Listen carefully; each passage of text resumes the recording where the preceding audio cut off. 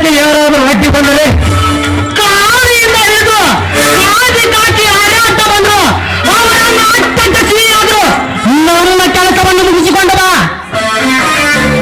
ನಿಮ್ಮ ಒಪ್ಪಿಗೋಸ್ಕರನೇ ಕಾಯ್ತಾ ಇದ್ದೇವೆ. ನಿಮ್ಮ ಮೇಲೆ ಈ ಕೆಲಸಕ್ಕೆ ಯಾರಾದರೂ ಅಡ್ಡಿ ಬಂದರೆ ಅವರ ಶರೀರದ ಮೇಲೆ ನೋಡ್ತಿದ್ರೆ ಯಾರನ್ನು ಹಾಯಿಸಿಕೊಂಡು ಹೋಗಿ ಬಿಡ್ತೇನೆ. ಗೊತ್ತಿಲ್ಲದೆ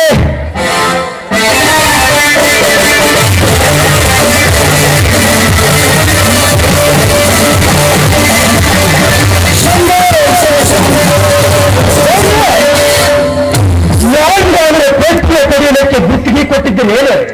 ಅವನು ಕೋಟೆಯಲ್ಲಿ ಹಿಡಿದುಕೊಂಡು ಬಂದಿದ್ದಾನೆ. ಹರಾಂಕೋರಿನ ಮಗನೇ, ಕೊಟ್ಟಿಗೆ ಕಡಿಯಲು ಗುತ್ತಿಗೆ ಹಿಡಿದುಕೊಂಡು ಬಂದಿಲ್ಲವೋ? ನಿಮ್ಮಿಬ್ಬರ ಬಂಧಗಳನ್ನು ಕಡಿಯಲು ಗುತ್ತಿಗೆ ಹಿಡಿದುಕೊಂಡು ಬಂದಿದ್ದೇನೆ. ನನ್ನ ನನಗೆ ಕಾಲಿಡುತ್ತಿದ್ದಂತೆ ಬಾಯಿಗೆ ಬಂದಂತೆ ಮಾತನಾಡ್ತಿರುವಲ್ಲ, ನಿನ್ನ ನಾಲಿಗೆಯನ್ನು ಹರಿದು 10 ಕಾಗೆಗಳಿಗೆ ಹಂಚಿಬಿಟ್ಟನು ಮಗನ. ಹತ್ತು ಕಾಗೆಗಳಿಗೆ ಹರಿದು ಹಂಚಲಿಕ್ಕೆ ಸಾಧ್ಯವಾಗದ ಮಾತು ಬೇಡ. ಯಾಕೆಂದರೆ ಹಸಿದು ಬಂದ ಹೆಬ್ಬುಲಿ ಇದು. ಈ ಹೆಬ್ಬುಲಿ ಬಾಯಿಗೆ ಕೈ ಹಾಕಿ ನಾಲಿಗೆಯನ್ನು ತೆಗೆಯಲು ನಿನ್ನಿಂದ ಅಲ್ಲ, ನಿಮ್ಮಪ್ಪನಿಂದಲೂ ಸಾಧ್ಯವಿಲ್ಲ.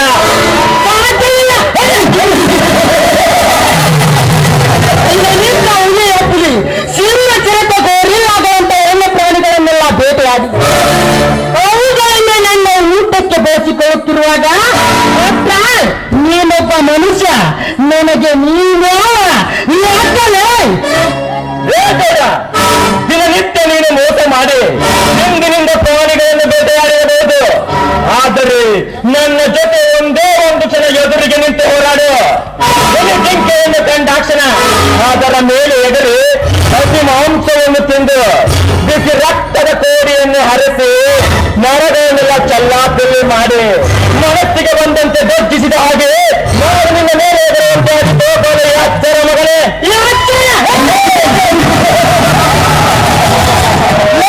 ನನಗೆ ಎಚ್ಚರ ಹೇಳಬಂದ ಹುಚ್ಚ ನನ್ನ ಮಗನೇ. ಮಾತನಾಡಿದಂತೆ ನಿನ್ನ ತಂದೆ ನಿನ್ನ ಕೈಲಿ ಹಣ ಕಳಿಸಿರೋನು ಅಥವಾ ಈ ನಿನ್ನ ಪ್ರಾಣವನ್ನು ಕಳೆದುಕೊಳ್ಳಲು ಎಲ್ಲಿಗೆ ಕಳಿಸಿರೋನು? ತೆಗೆದುಕೋ ನೀ ಕೊಟ್ಟ ಹಣವನ್ನು. ಆದರೆ ಮರಣ ಮಾರಾಟ ಇನ್ನು ಯಾರ ಕೈಯಲ್ಲಿ ಸಿಕ್ಕಿಲ್ಲ ಎಂಬುದು ನೀನದು ಗೊತ್ತಿರಬೇಕಲ್ಲ. ನೀನು ಇಲ್ಲಿ ಹೆಚ್ಚು ಬದುಕುವುದೆಂಬ ಭ್ರಮೆಯನ್ನು ತಲೆಯಿಂದ ತೆಗೆದು ಹಾಕು. ಏಕೆಂದರೆ ಈಗಾಗಲೇ ನಿನ್ನ ದೇಹವನ್ನು ಲೋಕದಲ್ಲಿ ಕಳಿಸಲು ನಮ್ಮ ದೇವರು ಸ್ಮಶಾನದಲ್ಲಿ ಜಾಗವನ್ನು ಭದ್ರಪಡಿಸಿದ್ದಾರೆ. ನನಗಾಗಿ ಜಾಗವನ್ನು ಭದ್ರಪಡಿಸಲು ಈ ನಿನ್ನ ಗೌಡನೇನ ಭಗವಂತನೇನಲೇ. ಪ್ರತಿಯೊಂದು ಜನನಕ್ಕೂ ಎಷ್ಟು ತೊಟ್ಟಿಲುಗಳಿವೆಯೋ ಅಷ್ಟೇ ಮರಣಕ್ಕೂ ಕೂಡ ಸ್ಮಶಾನದಲ್ಲಿ ಜಾಗ ಇರಬೇಕಲ್ಲ ಮಗನೇ, ಜಾಗ ಇರಬೇಕಲ್ಲ. ಇಷ್ಟನ್ನು ವೇದಾಂತ ಹೇಳುವ ನೀನು ನಿನ್ನ ನಿಜವಾದ ತಂದೆ ತಾಯಿ ಯಾರೆಂಬುದು ನಿನಗೆ ಗೊತ್ತಿದ್ದರೆ ಇನ್ನು ಎಷ್ಟು ಮಾತನಾಡುತ್ತಿದ್ದಿಲ್ಲ ಮಗನ? ಗೌಡ, ನನ್ನ ತಂದೆ ತಾಯಿ ಯಾರೆಂಬುದು ನನಗೆ ಗೊತ್ತಿಲ್ಲ. ಆದರೆ ಈ ಪ್ರಪಂಚದಲ್ಲಿ ನಿನ್ನನ್ನು ಹಿಡಿದು ಎಷ್ಟೋ ಜನರಿಗೆ ಅವರ ತಂದೆ ಯಾರೆಂಬುದೇ ಗೊತ್ತಿಲ್ಲ.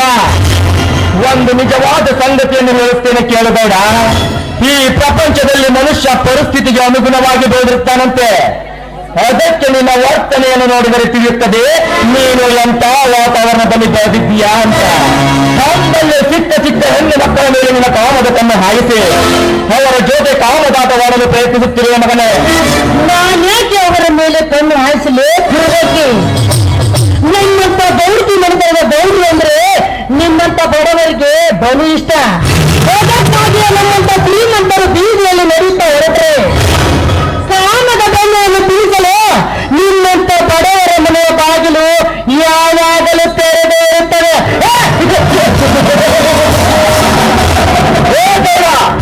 ಒಂದು ಮಾತು ಹೇಳ್ತೀನಿ ಕೇಳು. ಶ್ರೀಮಂತಿಕೆ ಹೆಚ್ಚಾದಷ್ಟು ಗಂಡಸ್ಥರ ಕಡಿಮೆಯಾಗುತ್ತದೆ ಅಂತ.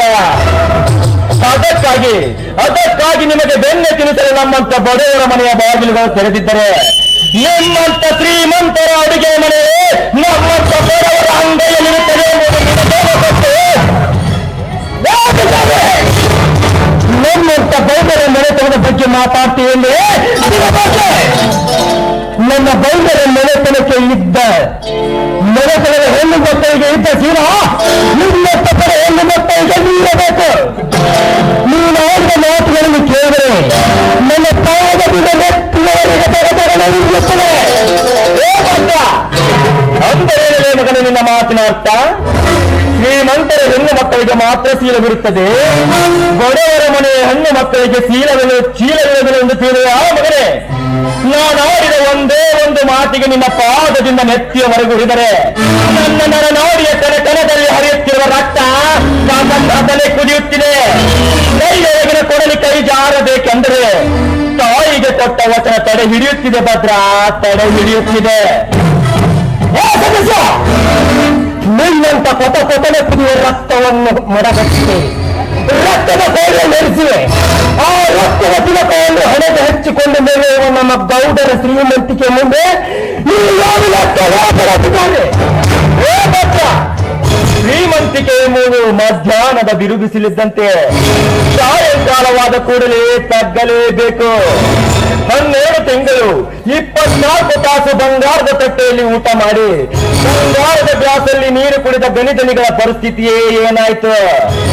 ಅಂತವರೇ ಜೈಲಿನಲ್ಲಿ ಕೊಯ್ಯುತ್ತಿರಬೇಕಾದ್ರೆ ಯಾವ ಶ್ರೀಮಂತಿಕೆ ಬಂದು ಅವರನ್ನ ಕಾಪಾಡುತ್ತಿಲ್ಲ. ತೋರ ಚಕ್ರ ಎನ್ನುವುದು